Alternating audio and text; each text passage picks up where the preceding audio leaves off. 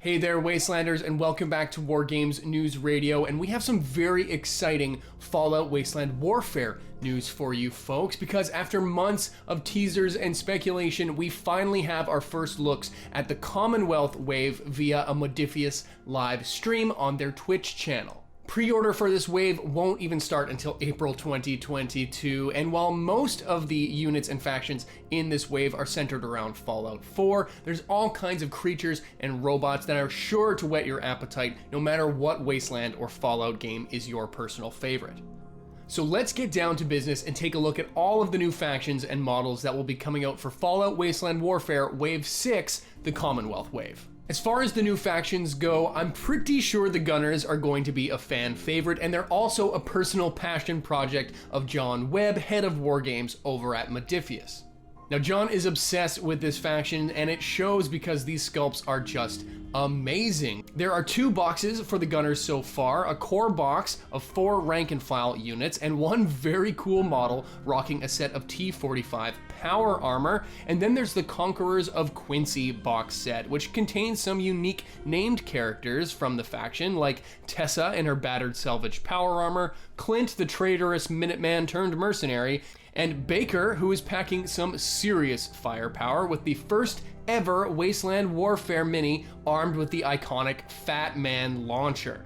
Now, while the full faction rules and bonuses for the Gunners haven't been revealed yet, Modiphius says the Gunner units will hit the battlefield using a rank and file sort of command structure, and the units will get special buffs from their commanding officers and give orders to lower ranking units. So if you're near a commanding officer, you're likely to gain some extra abilities, and it sounds like the Gunner rules will operate a bit like the Enclave training special rule, with units gaining special abilities from one another within range. Now, once we know more about these faction rules, I'll be sure to do a full Better Know a Faction video, so stay tuned for that down the line. Now, the Gunners will also be the first faction and box set in Fallout Wasteland Warfare to include multiple options for weapons so you can customize your minis before they hit the tabletop. This means you'll be able to kit out your Gunners with either energy weapons or standard firearms, and what's really cool is that Baker can even swap out his Fat Man for a missile launcher. The various power armor units in this faction will also come with multiple heads, and as a huge fan of kit bashing models myself, these modular Fallout minis are an absolute dream come true. Next up for factions in this wave is the Railroad, and while they're not my favorite faction in Fallout 4, they do have some pretty awesome characters and minis coming to Wasteland Warfare. As with the Gunners, there will be 2 boxes for this faction so far. In previous waves, Modiphius did 3 boxes per faction, but John told me way back in our new Vegas reveal video that the company is actually shifting to more of a 2-box launch per faction for the next couple of waves at least. Now, the Railroad core box is going to contain most of the named characters in the faction, like Desdemona, Tinker Tom, Doc Carrington, while the Railroad operative box has some serious firepower in the form of Railroad heavies armed with Gauss rifles, railway rifles, and of course the synth Glory and her minigun, and everyone's favorite master of disguise, Deacon. The Railroad will also be modular with multiple weapon options, and Deacon even has 2 different heads to choose from, one with his, signature pompadour Elvis hairdo, and what the Modiphius have dubbed his Bruce Willis head. As for faction rules and buffs, it sounds like the Railroad will not be able to ally with any Institute models in their force lists, which, it makes sense from a lore perspective. They might end up being a bit sneakier than your average shoot-'em-up faction and will rely on espionage and named character buffs over sheer firepower, and at least some, if not all, of the Railroad units will have a +2 to hit specialty when using the signature railway rifle. Last up for factions is probably the one that I'm most excited for, and that's the Children of Adam. This Zealot Congregation box is the only Children of Adam pack slated for Wave 6, and it's a bit of a taster box for the faction. And because these Radiation Worshippers can be found in both Fallout 4 and Fallout 3, I'm guessing we won't see any more Children of Adam units until Modiphius releases the long-awaited Capital Wasteland Wave, which is much further down the line, I believe in Wave 8, if I've got my trajectory all squared away. As for special rules, we know that the Children of Atom will gain buffs and actions when taking radiation damage, and they're actually the first faction in the game to be able to deploy terrain in the form of rad barrels, so there will be likely some castling and strategy involved so players can use these rad barrels to take advantage of these radiation buffs. Now, I'm very excited for the possibilities that the Children of Atom bring to this game because, in my opinion, radiation rules are one of the game mechanics that haven't been leaned on enough in Fallout Wasteland Warfare. Hopefully we get to see some more models and units down the line, like some of those zealots in marine armor that you find in the Far Harbor DLC. That does it for new factions in the Commonwealth Wave, but there were a ton of new models revealed that will be very, very tantalizing for all of you robot, creature, and super mutant players out there as well. Let's start with the lone super mutant entry in this wave, and it is one hell of an awesome new mini, but in this case calling it a mini might be a stretch because the unique super mutant behemoth known as Swan has emerged from Boston Commons and is coming to a tabletop near you.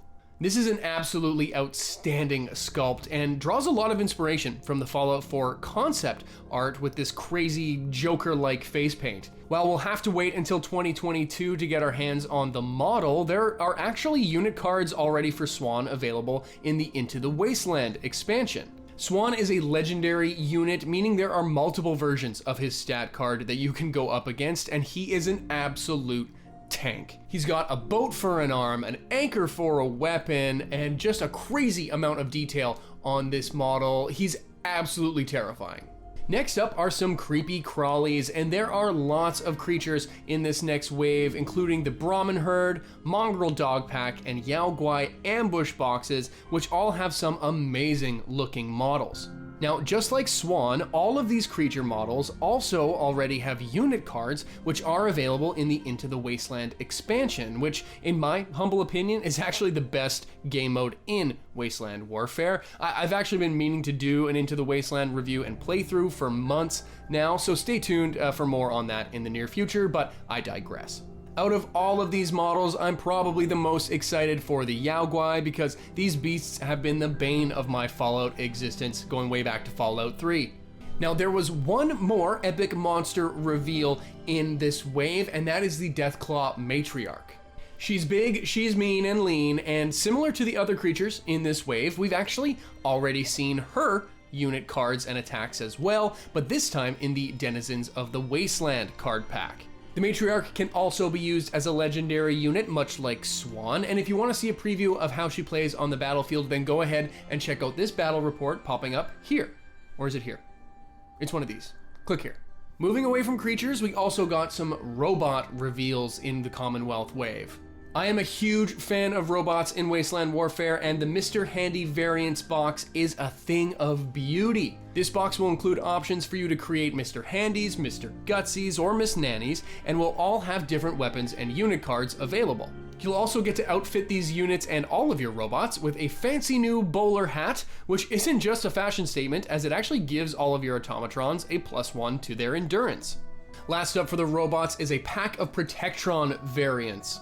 There will be 3 Protectrons in this box, 1 firefighter model, 1 police model, and 1 construction variant. They will all have different weapon options, and if you've picked up the Automatron deck, there are a few of these already available, like the Protectron nail gun. The Wasteland Warfare community has been clamoring for box options to get their hands on more Protectrons and Mr. Handys for years now, and I'm willing to bet these expansions will be a big hit. Lastly, but far from leastly, we have the promo model for the Commonwealth Wave, and it is Grognak the Barbarian himself. This is a super fun one and should be instantly recognizable for fans of the more modern Fallout games. Grognak is a comic book character come to life, and in Fallout 4, you can deck yourself out in his loincloth and roam the wasteland as a post-nuclear barbarian. Now, if previous promo models are any indication, Grognak will most likely be available as a pre-order bonus before later being available for purchase through the Modiphius store. He's being marketed as an unaligned faction model, meaning he won't belong to any one specific faction, but could be added to other lists as a helper, depending on the game mode you're playing. The Modiphius team says he will be equipped with both his axe and his sword, which will hopefully have different stats and abilities. I'm really hoping that Grognak's appearance means that we'll eventually see more characters from the in-game Unstoppables comic book series, like the Silver Shroud, Antagonizer, and Mistress of Mystery. Well, there you have it, all of the new releases for the Commonwealth Wave in Fallout Wasteland Warfare. I know that the Children of Adam are going to be on the top of my wish list, but let me know in the comments down below what you're most excited to see from all of these new reveals. Thank you so much for watching, and don't forget to subscribe for more Fallout tabletop content. You can also find us on Instagram and Discord if you want to become part of the community and join the conversation. And if you really like what we're doing here on WGNR, then consider heading on over to our Patreon or Streamlabs pages where you can get some merchandise, exclusive rewards, contests, and much, much more.